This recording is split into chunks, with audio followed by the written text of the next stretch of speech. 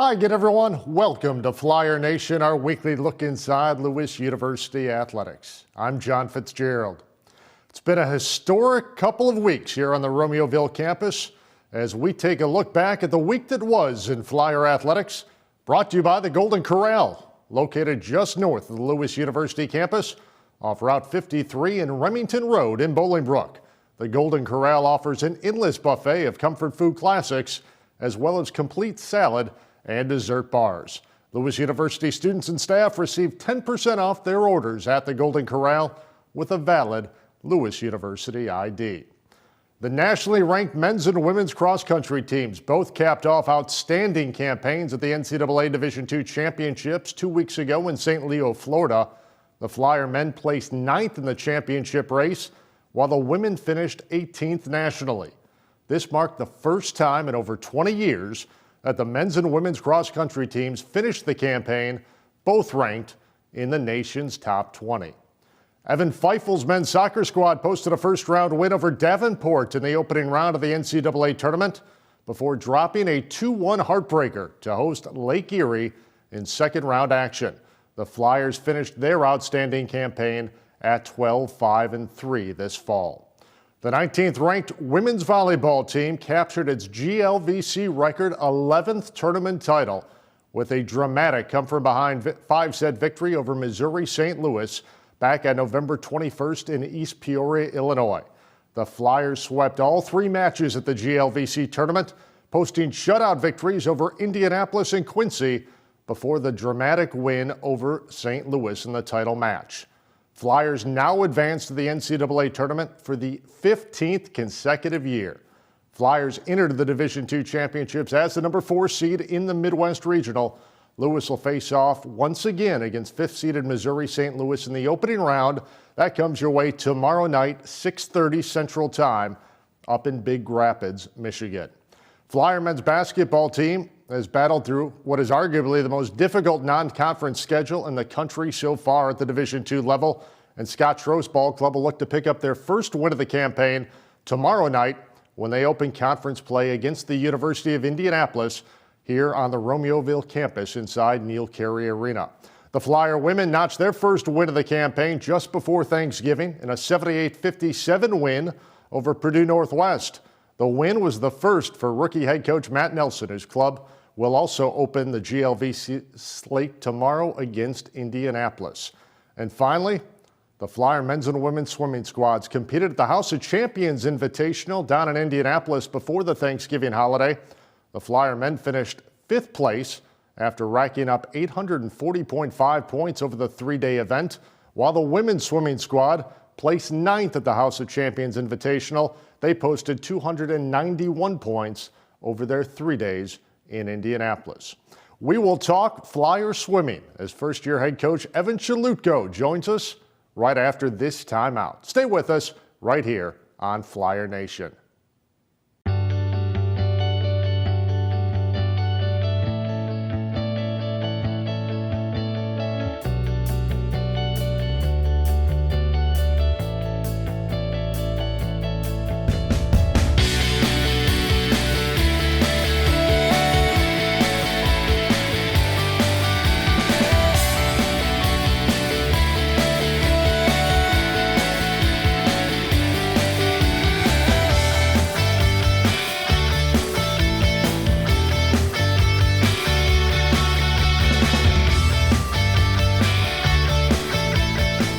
Welcome back to Flyer Nation. Flyer men's and women's swimming squads both off to 4-3 starts to the campaign in dual meets as we are joined by first-year head coach Evan Sholudko. Coach, spent the last 2 years the head men's and women's swimming coach at Eastern Illinois Division I institution down in Charleston.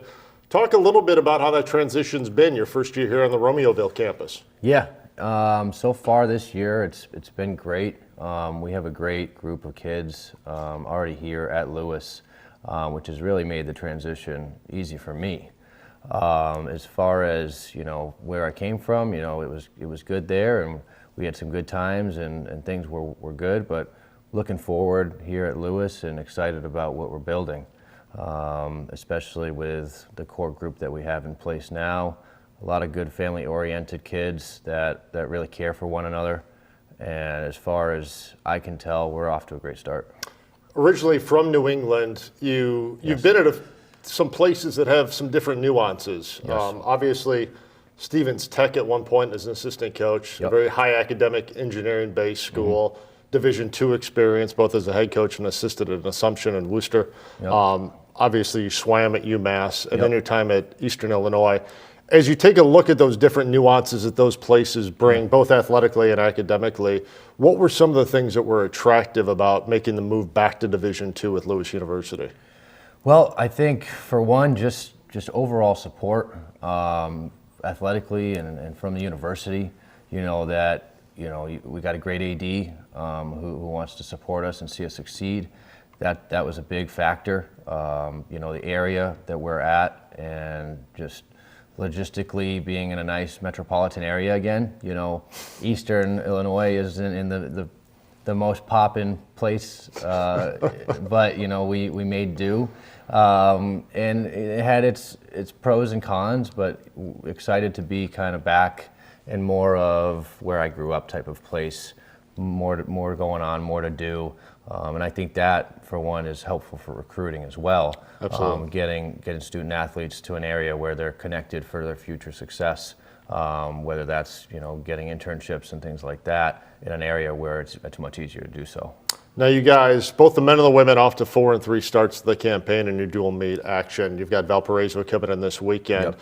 Talk a little bit about the season, especially from a scheduling standpoint. You guys are coming off just before the Thanksgiving break, a huge 3-day meet, the House of Champions down in Indianapolis. That was really a loaded Division I field as far as your competition.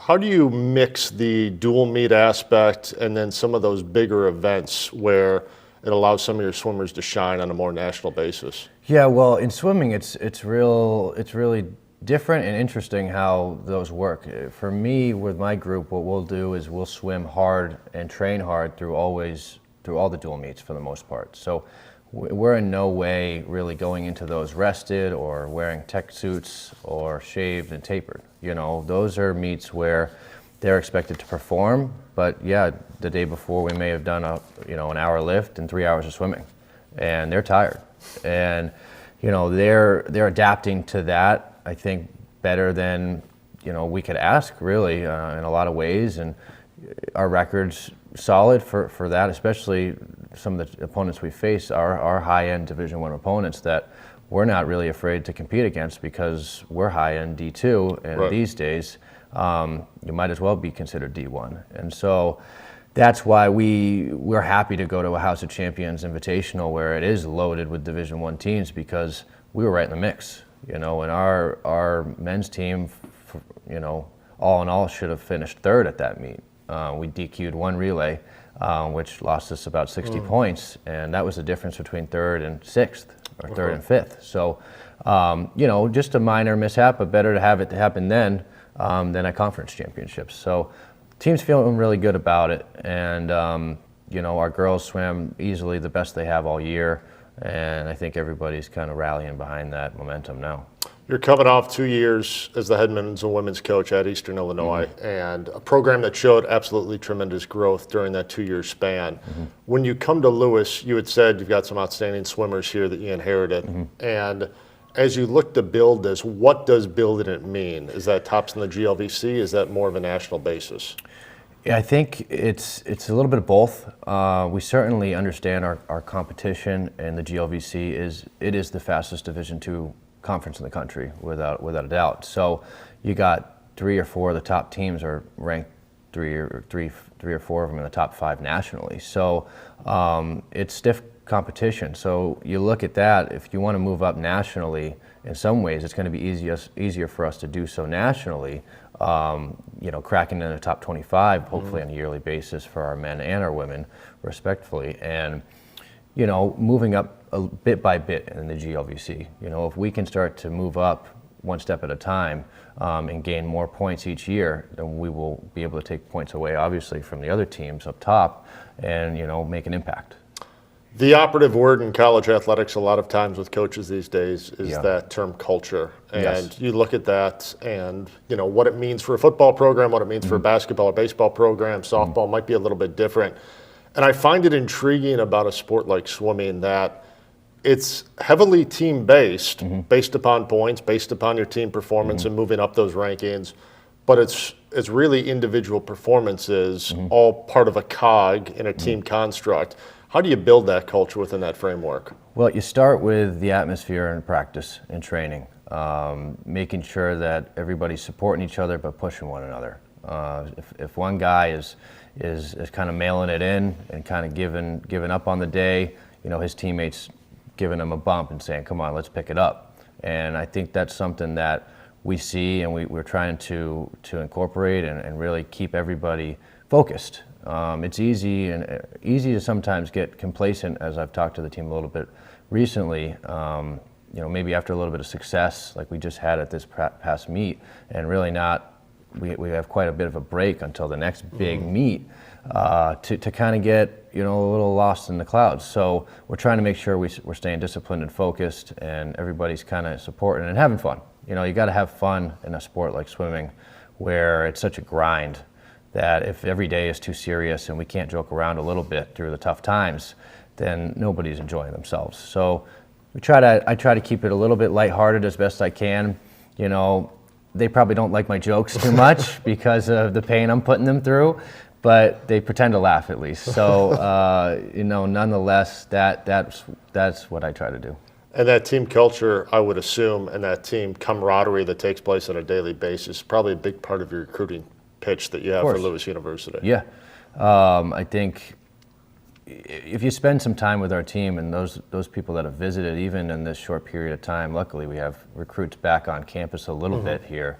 I wouldn't say post-COVID, but just based on where we are now, they've loved it, and they get the opportunity to see our team. And our team isn't a huge name school, and not everybody knows it. So it's about getting people to recognize that Lewis is a great place to be. And in a lot of ways, it's, I think, one of the best landing spots to be in the GLVC because we're probably the best located. Absolutely. Some of the other schools, like I said, even my previous, aren't in the best places. And that doesn't mean it's not okay to go there. It just, it might be more attractive to come to a place like this for multitude of reasons. So I think for our recruiting pitch, it's you see our team, you see the camaraderie, you see the positive energy. Sometimes there's a little bit of toxicity in a double gender team and just lots of different personalities meshing. But our group, they go to eat together pretty much after every practice in large numbers. So that's been really good to see that they do that because it means they like each other. Otherwise you end up with lots of little groups that kind of only talk amongst themselves, but very inclusive group. You got Valparaiso coming in for a dual meet this coming weekend, and then you've got the long break. Yeah. As you look ahead, based upon the competition that you guys have played and the development that's taken place over the last couple of months, where do you kind of see yourself toward the end of the season when it matters the most? Well, I think we've had a few people that are already pretty much locked in for nationals, and we have 13, I think, B cuts already, and we're looking to have more than one or two people hopefully at nationals. We're right on the cusp for a number of people with what's going to get invited and where they're at with the B cut. So we have an idea as best as we can project what will qualify, and the hope is we've done a great job. You guys have, those people have obviously done a great job to this point, being close to those times. We just got to shave a little bit more. We just got to do a little bit more, and hopefully that will come with more rest and more, more time and whatnot for preparation, because we weren't fully, rested yet. Absolutely. So they're feeling, most of them are feeling pretty confident about that.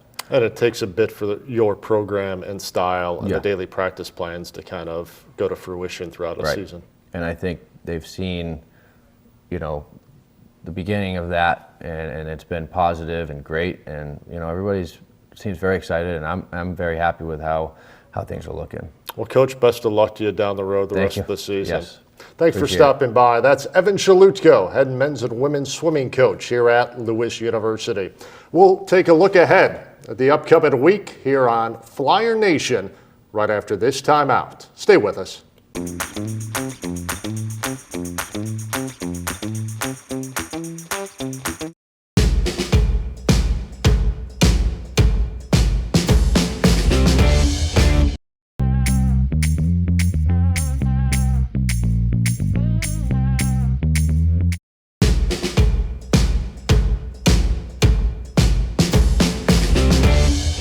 Welcome back to Flyer Nation. It's now time to preview the week ahead in Lewis University Athletics, brought to you by the Holiday Inn and Suites in Bolingbrook. Whether hosting an event or needing a relaxing getaway, the Holiday Inn and Suites in Bolingbrook has you covered. Visit them online at BolingbrookHolidayInn.com. A busy week ahead in Lewis University Athletics, and it all kicks off tomorrow night. The 19th ranked women's volleyball team takes on Missouri St. Louis, 6:30 Central Time, in the opening round of the NCAA Midwest Regional at Ferris State University in Big Rapids, Michigan. The Flyers enter the regional at 26-6 overall. They have won 12 straight, including the GLVC regular season and tournament titles. This will be the Flyers' 15th consecutive trip to the NCAA tournament. The Flyer men's and women's basketball teams will open conference play tomorrow night on the home hardwood as the University of Indianapolis makes a visit to Neil Carey Arena. The women will meet UIndy at 5:30. The men will follow at 7:30. Tickets are available at lewisflyers.com. The men's and women's basketball teams will then travel to Lebanon, Illinois on Saturday for a GLVC doubleheader at McKendree. Flyer women will tip on Saturday at 1 o'clock. Scott Trost men will battle the Bearcats in the nightcap at 3 p.m.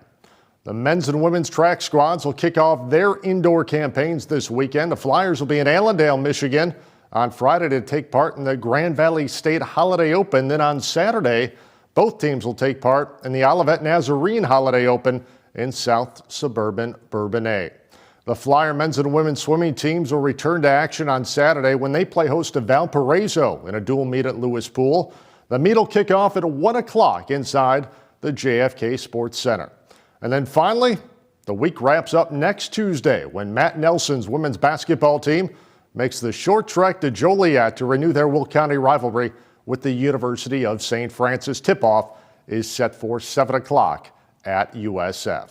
Stay up to date with all the latest information on Flyer athletics online at lewisflyers.com and on Twitter at lewisflyers. That'll do it for us this week on Flyer Nation. I'd like to thank head men's and women's swimming coach Evan Sholudko for joining us in studio this week. For our executive producer John Kilpatrick and our entire Flyer Nation crew, this is John Fitzgerald. Thanks so much for joining us. We will see you next week right here on Flyer Nation.